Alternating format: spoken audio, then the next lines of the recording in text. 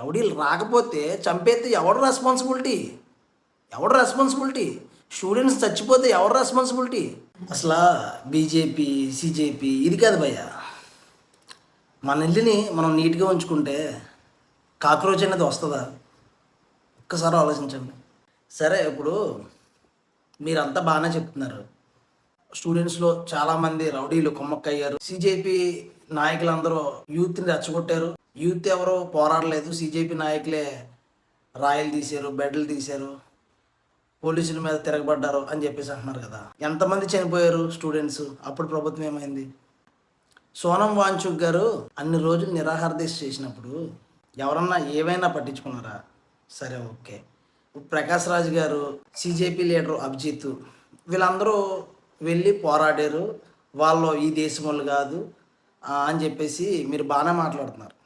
అయితే ఇంట్లో కూర్చొని మాట్లాడడం అంటే నేను కూడా మాట్లాడతాను. నేను సీజేపీకి సపోర్ట్ చేయట్లే, అది అయిపోయింది, అంతా జరిగిపోయింది. మతాలను మాత్రం రెచ్చగొడుతున్నారు భయ్య మీరు. అందులో ప్రతి ఒక్కడూ పోరాడాడు. హిందూ, ముస్లిం, క్రిస్టియన్ అందరూ పోరాడారు. ఎందుకు పోరాడారు? ఇండియా అనేది అందరిదే కాబట్టి.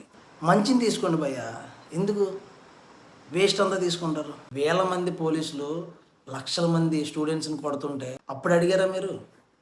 సీజేపీ ఇలాగా కుట్ర, రౌడీలు వచ్చారు, వాళ్ళు వచ్చారు. రౌడీలు రాకపోతే చంపేస్తే ఎవడు రెస్పాన్సిబిలిటీ? ఎవడు రెస్పాన్సిబిలిటీ? స్టూడెంట్స్ చచ్చిపోతే ఎవరు రెస్పాన్సిబిలిటీ? అక్కడ ఏం జరిగిందనేది మ్యాటర్ కాదు, అక్కడ మంచి జరిగిందా లేదా అనేది మ్యాటర్. అది తీసుకోండి. మన మోడీ గారు అయితే మొత్తానికి రెస్పాండ్ అయ్యారు. NEET re exam పెడతానన్నారు.